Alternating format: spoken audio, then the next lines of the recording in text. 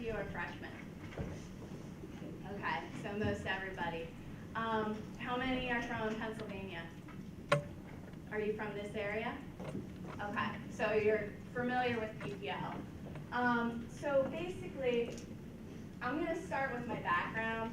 I chose this picture because I think one thing that's really important going into the business world is having understanding of people from all different backgrounds. And when I was in high school and summer after college, I worked for the Pennsylvania Turnpike. And I worked in an administrative office, but within that administrative office were the carpenters, the crews that go out and fix the roads, the mechanics. The state police were actually based in our office. And we had engineers, we had administrative people, that work on coming after people that didn't pay their turnpike tolls, sometimes myself. But basically, it was a group of people with all different backgrounds and all different skills. And that really gave me a great understanding of how to relate to people and how to interact with them when you're speaking to them on behalf of your company. So basically, I went to college at Florida State in Tallahassee, where you see the little star there. And I said I would never, ever come back to central Pennsylvania. I grew up in Lebanon, Pennsylvania. I hated the cold. I hated the winter. So the question I get from everybody is, why the heck did you come back here? And the answer I have is the job.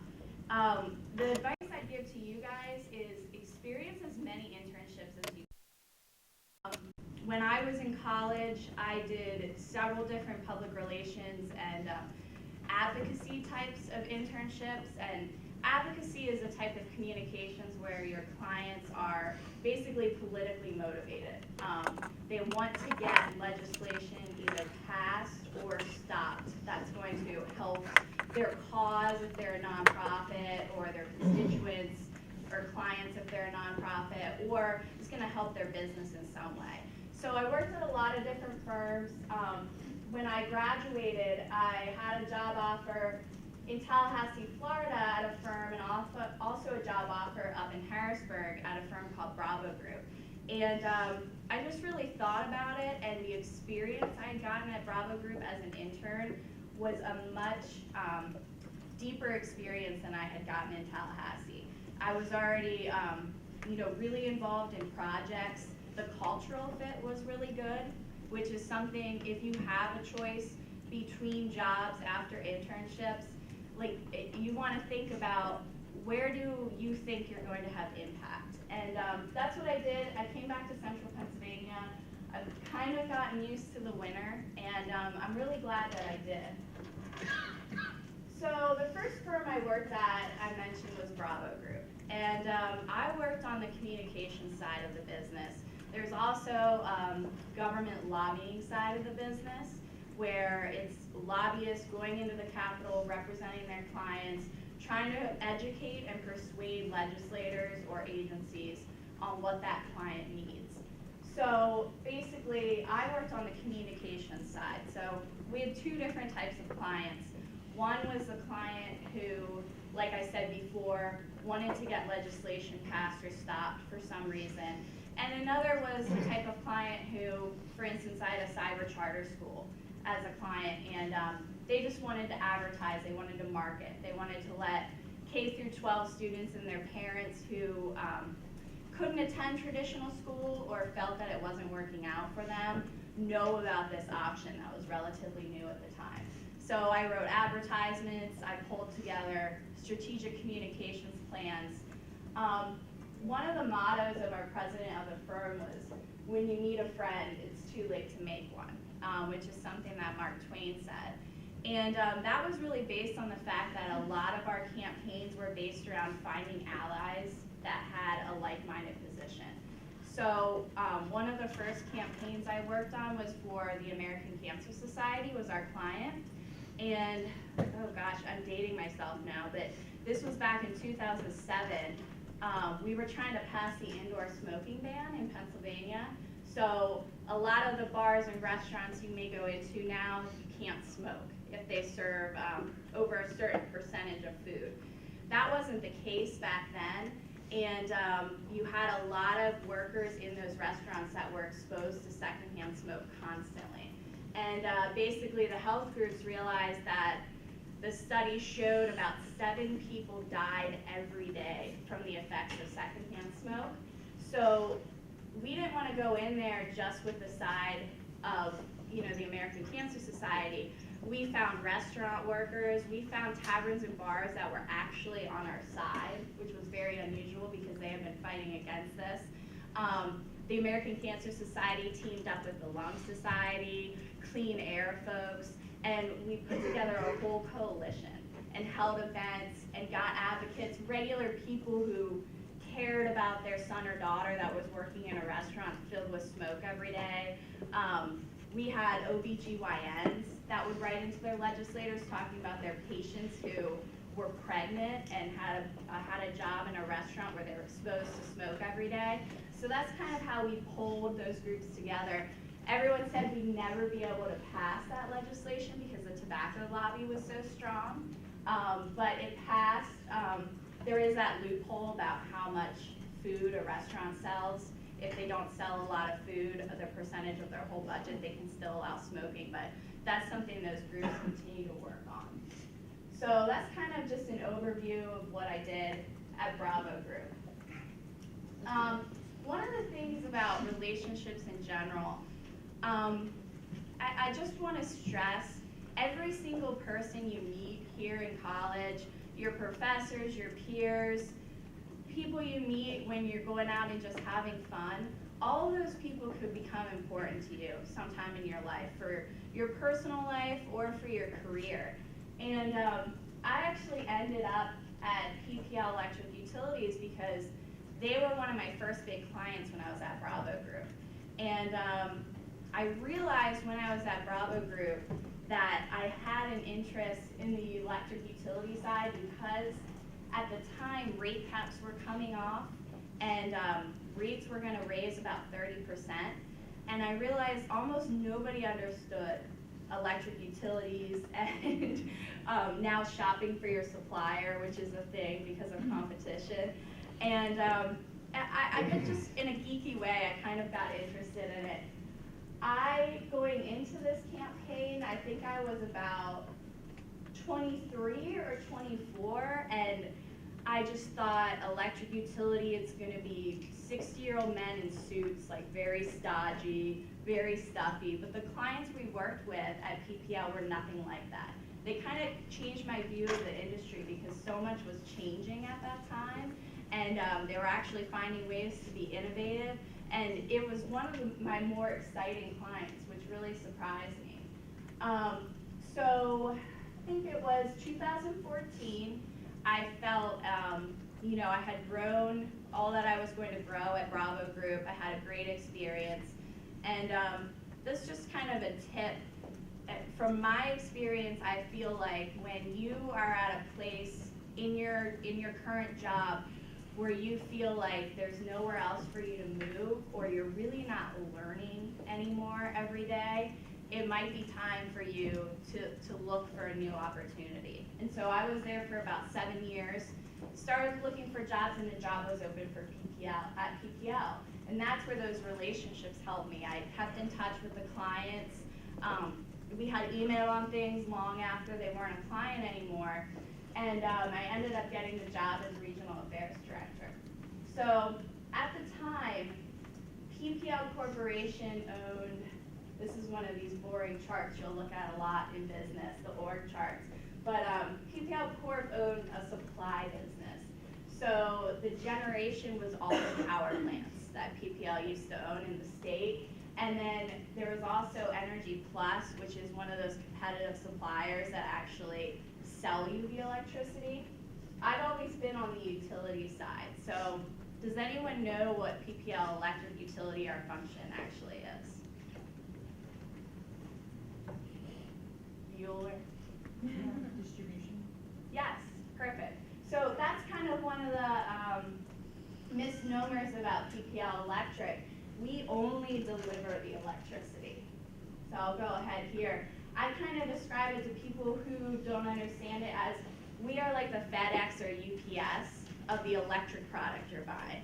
So just like FedEx doesn't make the shoes you bought and they're delivering, or the clothing, we're not making any electricity in this state anymore. We're just delivering it. So we're responsible for all the power lines, all the equipment, which I'll get into, and upgrading that and making sure the service is as great as possible for our customers. So in 2014, well, before that, the management of our business realized stock investors were very confused by our model. This was a model a lot of electric companies had in the past. They had a generation side of the business and they had a utility side of the business. Typically, investors who want a portfolio where it's steady, not risky, they're going to get regular dividends. They're looking for the best utility to buy stock in. On the other side, you have investors who are risky. They're willing to take that risk to make a whole lot of money on a company. That's where the power supply and generation side was. So having those two companies together under PPL Corporation, it wasn't great from an investment standpoint. Beyond that, you guys have probably read in the news or seen the EPA has put a lot of restrictions on coal plants. So the future of coal, it's uncertain. A couple of the biggest companies I just saw in the news are filing for bankruptcy. So they decided we were going to spin off that business into a completely new company. And this is what we looked like after summer of last year. So I'm working for PPL Electric Utilities over here. We have a sister utility in Kentucky, we have two sister utilities in Kentucky, Kentucky Utilities and Louisiana Gas and Electric. We do have power plants in Kentucky, but it's different because they're still regulated. So whatever utility area you're living in, that's where you're getting the generation from, that's where you're getting the distribution from. It's all one. And we also have 7.8 million customers in the UK, which really just surprises people. We have more customers over in the UK than we do in all the United States. So I'm hoping I get to go on a trip there someday, but I'm thinking, with my luck, I'll probably get sent to Kentucky. So here's our service territory. You'll see we're down here in the Lancaster region. I basically cover that whole Harrisburg region and Lancaster region. So I'm in my car a lot. It's a big region to cover, but it's a very interesting region because we go up into Perry County and some really rural areas, and then we also have Lancaster and Harrisburg City. And Lancaster County, we have more customers than we do in any county in our 29 counties in our service territory. So we have 260,000 customers there. We have 2,200 employees in the state overall after our spinoff happened, and 260 in Lancaster. So this is where we get into what our crews, engineers, work management people do all day long. And I didn't realize this before I started working for the utility. There is so much hard work that goes into keeping what we call the grid, all the power lines and equipment functioning correctly every day. We have 50,000 miles of power lines. So Google tells me that can wrap across the United States back and forth about 7 times, or maybe it was more than that, I forget now. It's a lot of times. So it's a ton of power lines in our service territory. We have 7,400 miles in Lancaster, almost 2,000 miles underground. So underground has become a new thing in residential developments. And a lot of times when we're building big power lines, which are called transmission, people say, why can't you put this underground, right? They don't want to see it. A lot of people think it's unsightly. They understand the need for it. But the reason is putting those big lines underground costs 10 times more. And everything we do as a public utility goes back into the ratepayers' bill. So if we start putting transmission lines underground, that's 10 times more that customers are going to have to pay for that. And beyond that, there's more of an environmental impact when you start putting everything underground. So that's why we have less underground than we do overhead.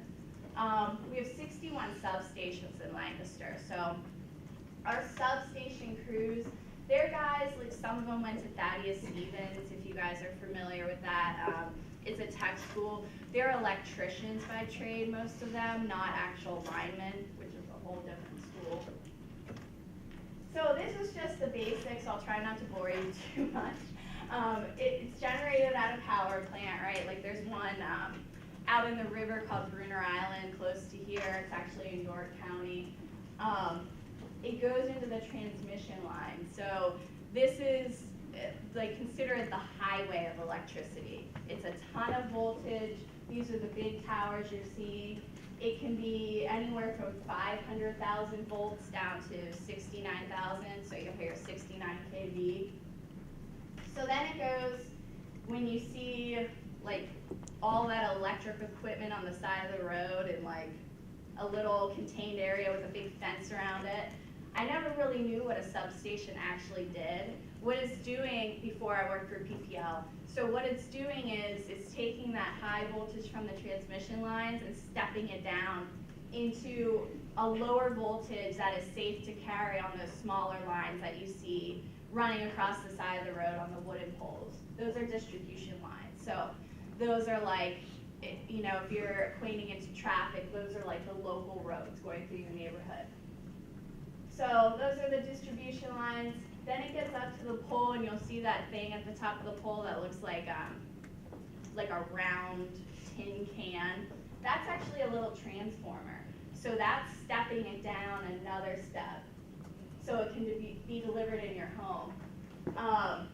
So basically, even those lower voltage distribution lines are carrying 13,000 volts, 13 kilovolts. So, you know, during storms, that's one of the things as a communications function we try very hard to get across. If one of those lines falls, always assume it's energized, because if you touch it or you even go near it, it's definitely enough voltage to kill somebody. So one of the things we've been doing that my group, which I'm technically in the communications group of the company, is explaining to people why we have all these new construction projects going on. Because people understand the benefits and that they're going to benefit by more reliable service after the project is over, but like any construction project, it's an inconvenience to the people that are living near it or have to go through the roads.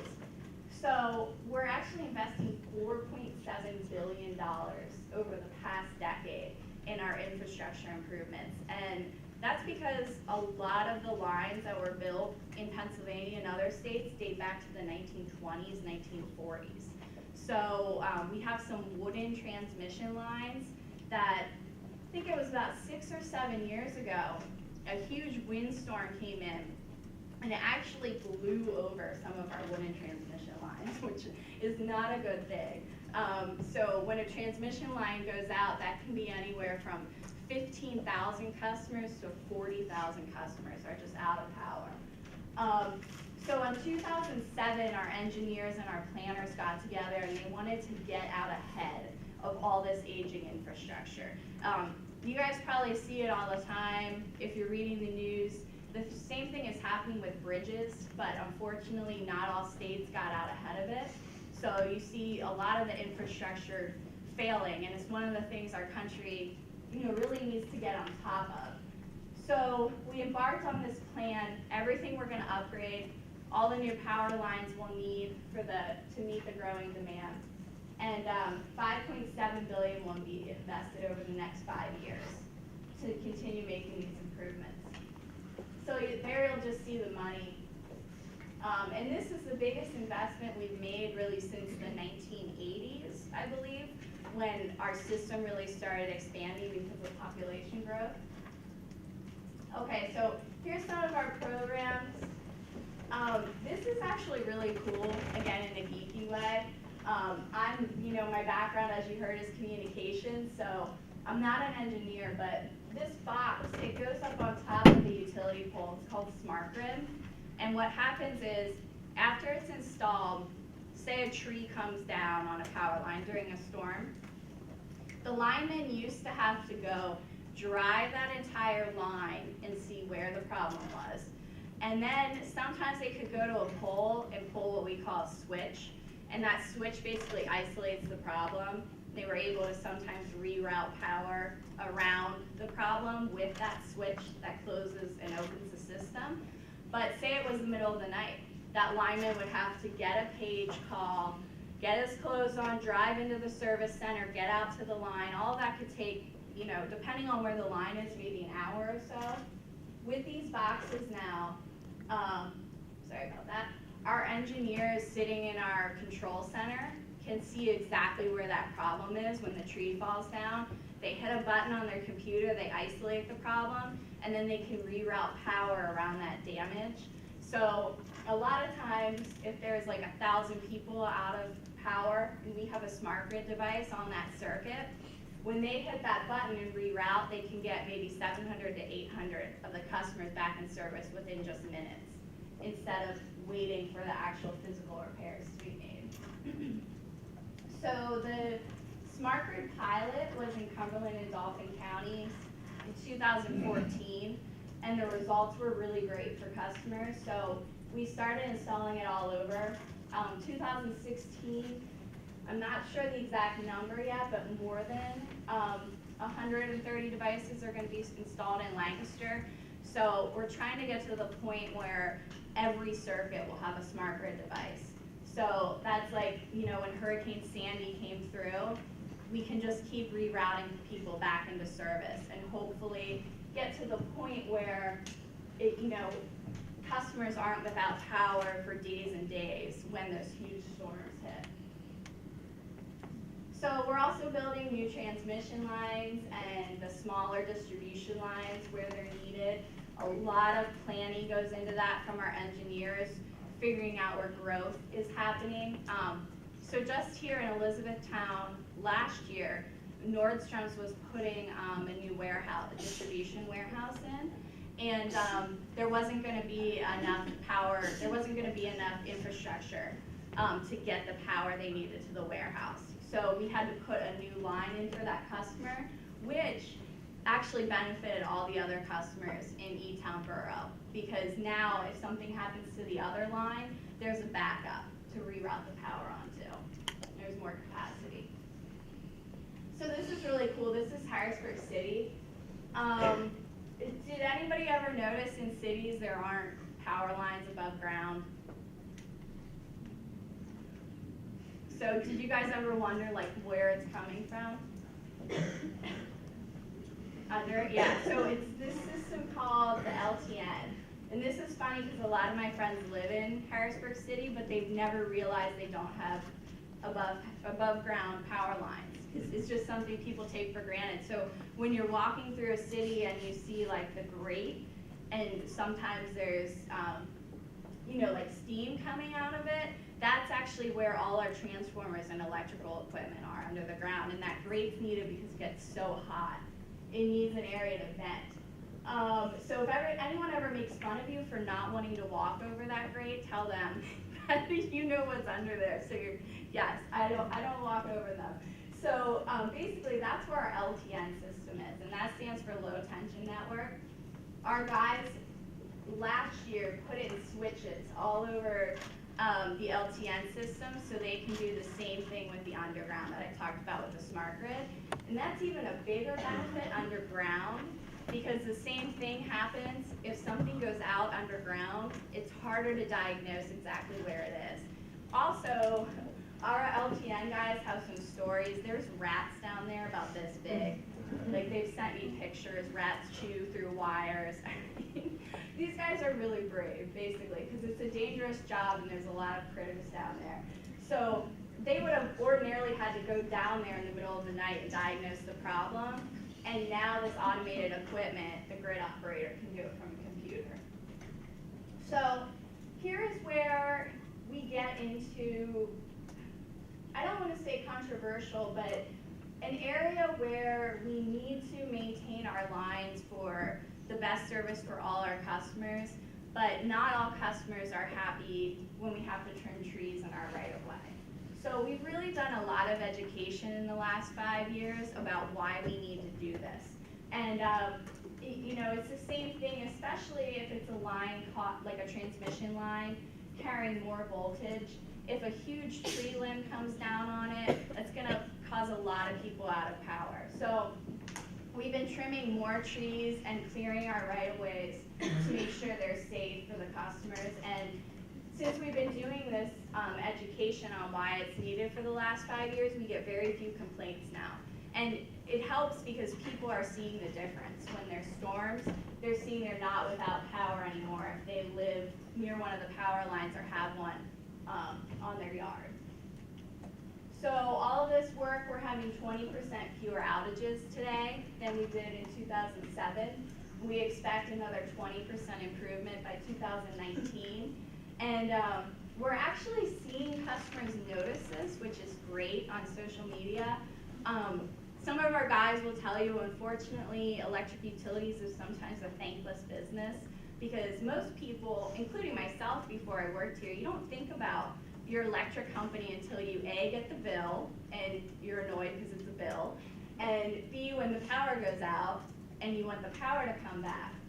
So it's not often that you get unsolicited compliments, but during storms, because of all these improvements, we've been getting customers writing on social like, crazy windstorm, my power didn't go out, great job PPL. Or some customers are even noticing the smart grid. They'll have an outage during a storm, and we have a map now that shows estimated time that they'll be back up, and it'll say maybe an hour and a half. Well, their power will come back on in 5 minutes. So some of them will write to us and say, was that smart grid that did that? And we're actually able to look in the system and see if a smart grid device helped them. And they get excited about that. So smart grids reduce the outage duration by 30%, and that's going to keep going down as more devices get installed. Tree trimming, so trees are the single biggest cause of outages during storms, and they were down 18% last year compared to the 10 previous. So basically, I used the picture of Turkey Hill Dairy because I just met with their president about an issue for the Lancaster Chamber a couple weeks ago, and he was talking about momentary interruptions. And that's like when you're in your house and the light flickers out, and then it comes back on, and then it flickers out again. What that is that's the system actually correcting itself. So say there's a storm and a little tree branch falls on the wire. Our system, like that little switch, will close itself off and then open again to see if the tree branch is gone. And if it's not gone, then it'll close again and then open again and see if it's gone. So if that happens to your lights and it gets to 3 times and it doesn't come back on, you're probably out of luck for a little bit because it'll do that 3 times to try and clear the system. So for a regular customer, that's just kind of annoying. You have to reset your clocks and your microwave or whatever. For large industrial customers, which there's a lot of them in Lancaster County, those little momentaries, as we call them, can shut down all of their equipment. And then if it's high-tech manufacturing equipment, like the potato chip factories or Turkey Hill have, sometimes it can take them over an hour to get those things back online. So it's our job to keep those momentaries at a minimum, and these customers have been very happy because the tree trimming has really helped with that. Another thing we do is, I saw that, were you guys in the group that Lisa Riggs from the EDC talked to? Or was that another class? Oh, okay. So Lisa Riggs works with the Economic Development Corporation. No, she spoke here, so. Okay.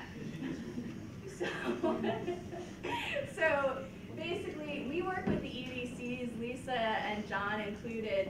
If they're bringing a customer to the area, especially a big one, like big commercial or a factory of some sort, they want to know exactly where is the closest substation, what's your backup, if the power goes out, how expensive is the electricity. So all of that we help them attract businesses to this area, and so do the natural gas companies, because we need to be a really reliable place because that's crucial for their business. So here's the economic benefits of all this work. That's a high-tech medical manufacturing center. I know a lot of the counties, Dauphin is trying to attract more of this, and Hershey. Lancaster's trying to attract some of this. We have contractors, which are adding jobs. So all our tree trimmers are contractors. And a lot of them come in for the week, so they use the restaurants. You know, they're going shopping around here. And these new companies are increasing the tax base. So I'm kind of going to switch into my role as a communicator and how to educate and how to help customers. So are any of you interested in the communications or marketing side of business? Okay, a few of you. It's so cluttered right now, and that's going to be one of the biggest challenges. The rise of social media, you can't get your message out anymore just by a TV ad or, you know, being on the radio, because not as many people are watching commercials on TV because there's DVR and Hulu.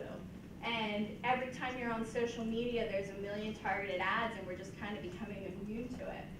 So we need to target our messages to specific audiences. And what you can do now on social media is companies target people, not websites. So have you ever noticed if you're looking for a new dress for the girls in here, you start going on different sites and all these ads start popping up for dress companies or shoe companies, whatever it may be. It's kind of creepy, but it's because they know you're looking for dresses on another site and they're following you to every single site you go to. So when I got engaged over the summer, they saw that on my Facebook, the advertisers, and they picked that up outside of Facebook. And everywhere I go, it's just come here for your wedding, just look at our dresses here. So they're actually, when advertisers are buying ads now, they're buying the amount of people, and they're gonna follow you around. So for us, we can make sure that our ads are going to customers. And when we're trying to let our low-income customers know about programs that can help them, how they can get their bills reduced, LIHEAP, which is a federal program to help with bills, we can actually target to customers so we know that, you know, MedEd or First Energy companies are getting our ads. One of the other things that's really important now is go where people already are to start the conversation. A lot of companies used to write blogs or just expect that if people wanted to talk to them, they would come to them on their website or call them. That's not really the case anymore. People are on Facebook talking to their friends, they're on Twitter. I don't know if you guys are on Snapchat, I'm getting old now. Like I can't keep up with everything, but basically, companies, we need to be where our customers are. And I'm using the low-income programs as an example. We go to SACA in Lancaster. It's a Spanish-American Civic Association. They have a workforce development center where people from that neighborhood are coming in and getting education. So we go there a couple times a year, and we help them shop for electricity supplier, which brings down the bills. And we sign people up for programs to help them while they're at the center. So they're already there for their classes that day. So we get them when they're there in their neighborhood, and that helps us enroll more people and help more people in the program. Another thing we do is we use community organizations, nonprofits, to help with our programs like winterization programs. We'll send an energy auditor into somebody's home, and you know, depending on the results, they can get free insulation, free appliances, all of that. So these organizations are already helping people get back on track, whatever the situation may be. So when they're in their offices, they can sign up for our programs. So we have a lot of social media communities, and basically we're trying to educate customers on our upgrades, things that can help them, how they can lower their electricity use. But not all of this is something they're thinking about every day. So we're on Facebook. I think we have about 40,000 followers on Facebook, which is pretty good for the size of our territory. And they're talking to us all day long. We have people devoted to this during the day and at night till 7. So you'll see their smart grid improvements. There's somebody asking us when smart grid's coming to their neighborhood. So these people are basically come here for customer service. They tell us about their outages. Another thing we like to do, and this was a big piece of what we did at Bravo too, is whatever company you work for, you'll realize that the story is much more compelling and believable if other people are telling it for you. Because any company can go out and say, look at us, look how great we are, look at what we're doing in the community or how awesome our product is. But if you're hearing that from a third party who's your friend or who's someone you trust, then you're more likely to believe it. So we're required, actually all utilities are by the state, to lower the usage of our customers by a certain amount every single year. And to do that, we have all these programs, rebates on LED bulbs. If you get a new air conditioning unit in your house and it's energy efficient, you'll get a huge rebate back from that. So we actually have mommy bloggers, which I found out over the past couple years can be a very lucrative business, which is pretty cool. And a lot of them are very crafty, and obviously they have kids at home, so they've made these programs and activities fun. And they write about it in their normal post to their followers. We don't pay them, we just give them whatever the installation is or whatever they're doing for that particular project that month. And they do it in their own way, and they write to their followers, and we've seen those programs spread a lot. So another reason we need to stay really connected to our customers, especially on social, is emergencies. So I'm on call every 5 weeks for media and outages. And this past weekend, we worked all day Sunday and into Monday morning because there was a huge windstorm. I don't know if any of you lost power, but we had about 50,000 people across our service territory go out. And people want to know instant updates these days. Nobody wants to wait. So we're giving them updates on social. In 2012, Hurricane Sandy came through. It wasn't as bad here, but in the Allentown area it was very bad. So we saw our post shared 5,000 sometimes, and they liked or commented on 61,000 times throughout the storm. So, you know, people's TVs were down for days on end, so this is how they were getting information from us. And like this was just in the past windstorm. I have a Twitter feed for our region, and I'll see reporters will tweet that out to their followers, and it's a good medium for us to let people know when their power will be back. We're also able to get information. This one on the right is customers during a big storm in the past telling us this big tree is down on a live wire. So that's obviously a dangerous situation. We're going to try and get out there as fast as we can. So another thing is we like people to know we're not just a big pointy tower in Allentown. We do have 260 employees in the region. They have families here, they're volunteering here like everybody else. And one thing that's really cool about our company is we have all those skills and equipment that a lot of groups don't. So on the left, we have a group of guys who really enjoy going out and for community baseball fields that don't have the money to put new lights up. This was actually a field in a municipality in Lancaster. They couldn't afford to put lights up, so they weren't going to be able to have any more night games because some of their lights were so old and not working. So they were able to buy the equipment, and our guys donated their weekend and put it all in, which was pretty cool.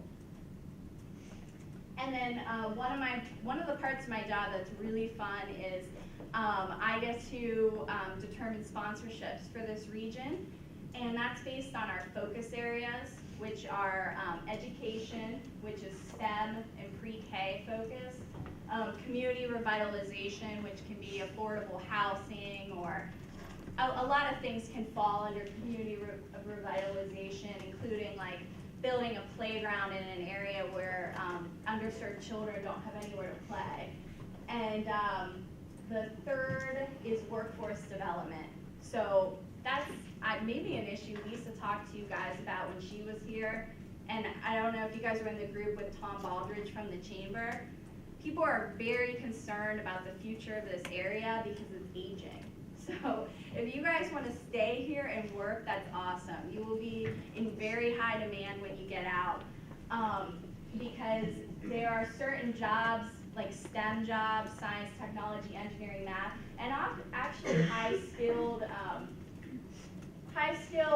jobs like the electricians, the linemen, things like that, that, you know, for our company, for example, about 40 to 50% of people are baby boomers. They're going to be retiring over the next couple of years. So we're really investing in workforce development like a lot of the other companies are in this area. So those are some of the areas we focus on for our foundation grants and our sponsorships. And then EITC is a really cool program through the state. They passed that legislation in about 2003, and it allows most corporations to give money to an organization that's an educational improvement organization. And we get tax credits back for helping them. So I'm just going to transition into some career tips. So does anyone know who this guy is? I know someone's got to know. Don't be shy. I think I heard it. Thank you. Thank you. Okay. So this is Edison. So you guys have probably learned, people call him the father of electricity. He invented the light bulb. He started a company, and he was working on the electric grid system, power lines. And he wanted to use distributed current, which you hear as DC. If you guys are into math or science, you probably understand it more than I do. But this guy, does anyone know who he is? Nice. So he's becoming much more popular because Elon Musk named his car after him. So people are realizing now the dynamic between these two, but when I was in school, you never heard about Tesla ever. What happened was, Tesla came over here, he was an immigrant. He was working for Thomas Edison. Thomas Edison was building the power line system based on distributed current. And Tesla knew that alternating current was more efficient. It could provide power for longer distances. And he told his boss, Edison, this. Edison basically said, leave me alone, it's too dangerous. I want you here to tell me how I can do the DC current better. And Tesla finally said, okay, I know that you're wrong. He stopped, he quit, basically he walked out and started working on his own alternating current system. So it's kind of a sad story of grit because at the time Tesla died alone and poor, but he was right. And the grit stories don't normally turn out that way. But now we know that his system was the right way. And at the time, a lot of people didn't listen to him, but he had grit, which is what a lot of companies are looking for right now, which is a passion and perseverance for long-term goals. So when he knew he was right about it, he just kept on working. He faced a lot of setbacks. He couldn't get funding because Edison had so many people on his side. And finally, the investors realized that Tesla was right. Some of them switched over to his side. So basically, I was in charge of the internship program at Bravo Group for a few years. And initially, when I started, we had an HR person, and one of her things was just looking for people with public relations and communications majors, which is great. But I realized that, especially for communications and PR, a lot of it is learning on the job, which is why I really encourage you to do as many internships as you can. So there's only so much you can learn in the classroom about business and PR.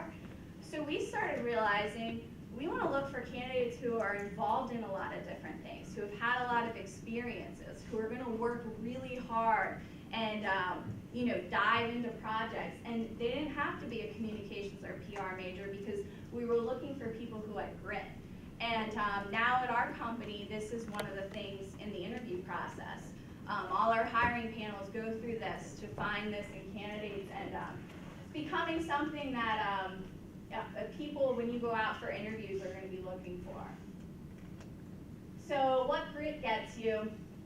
Here we have Walt Disney. He basically was working for a newspaper, and they told him that he was a cartoonist. They told him he wasn't creative and that he was fired, that he had no imagination.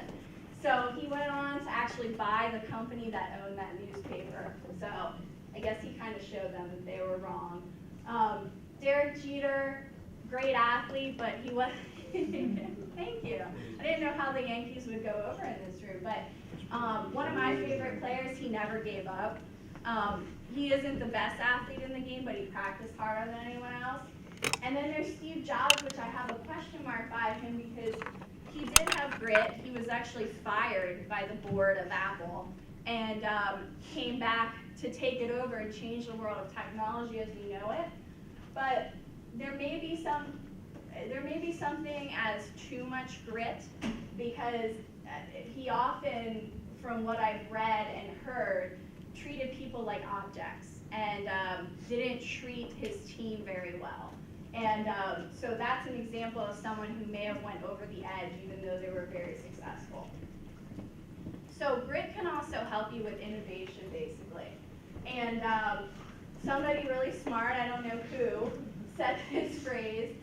And a lot of companies now, a lot of people are fundamentally scared of change.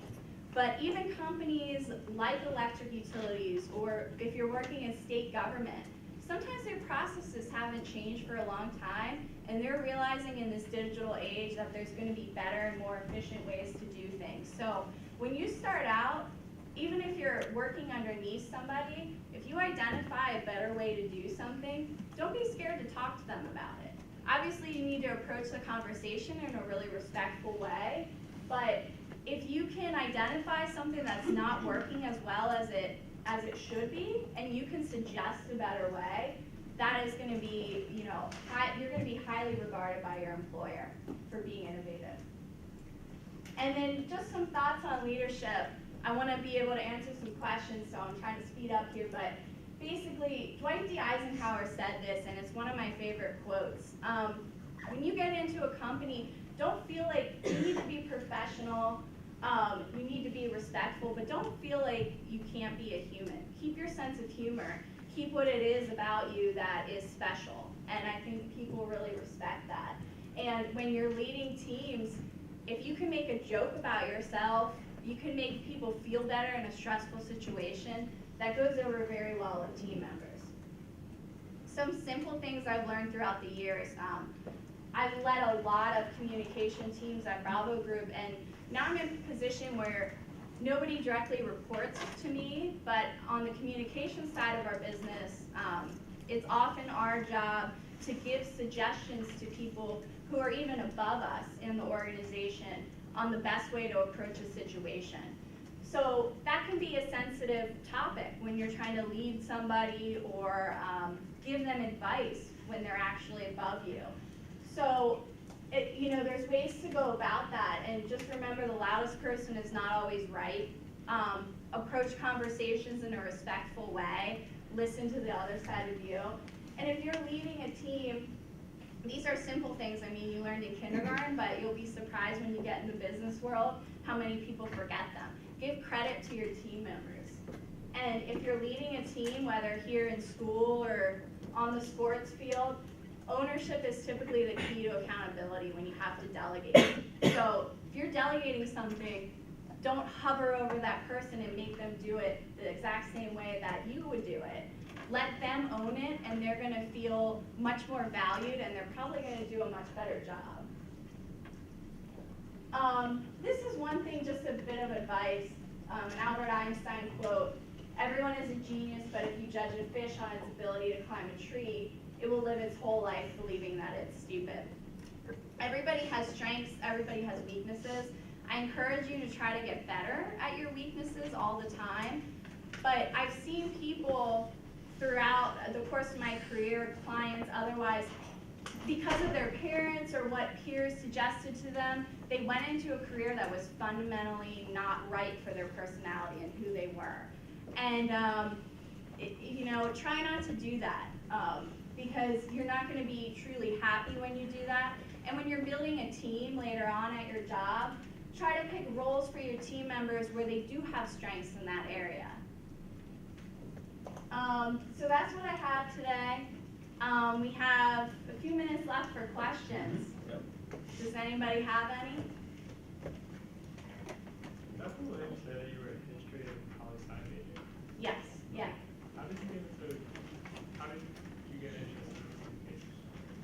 So I actually went into college wanting to be a district attorney. I think I watched too much Law and Order. I decided by about junior year that I didn't want to go to law school anymore. Lawyers there's too many of them for the demand at that time, and I was noticing that people were graduating with law degrees were having a very hard time getting a job. So I had a public relations class that I really enjoyed, and I liked the professor, and he said maybe this is something you want to pursue. So I picked up a minor in communications and just started with the internships. What kind of like communications do you have to do like in this area, like with spin-off and We did press releases. We did a couple interviews about it.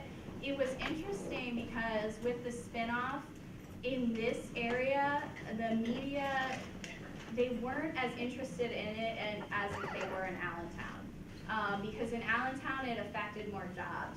The utility side had to get smaller, so unfortunately, some people lost their jobs. With the power plants, you know, there's one in Bruner Island, so the media picked up on that, but it was basically just changing ownership to a new company.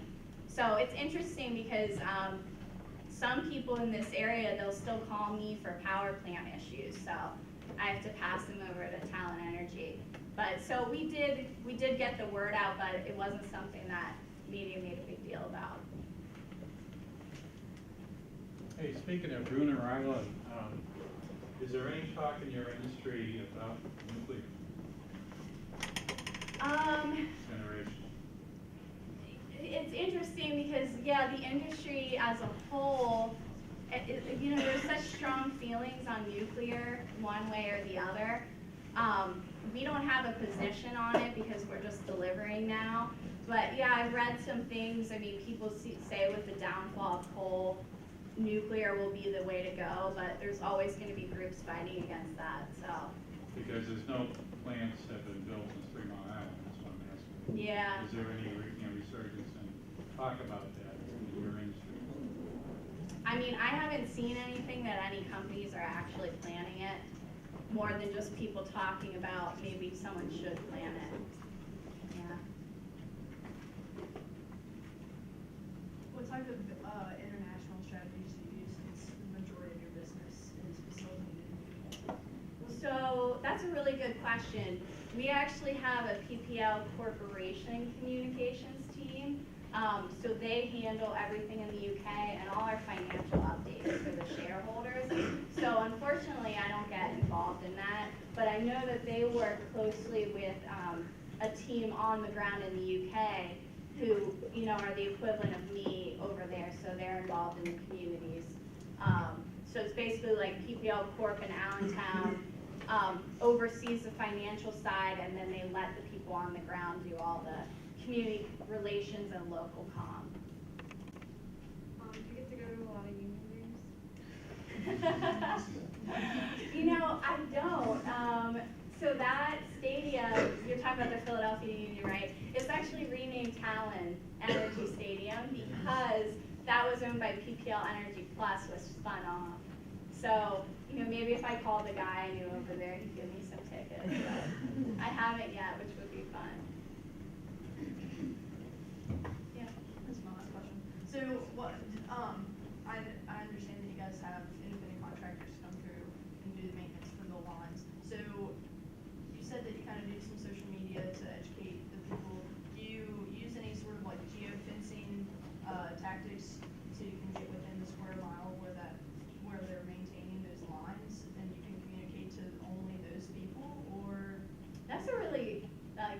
really good tactic. Maybe we'll steal that from you.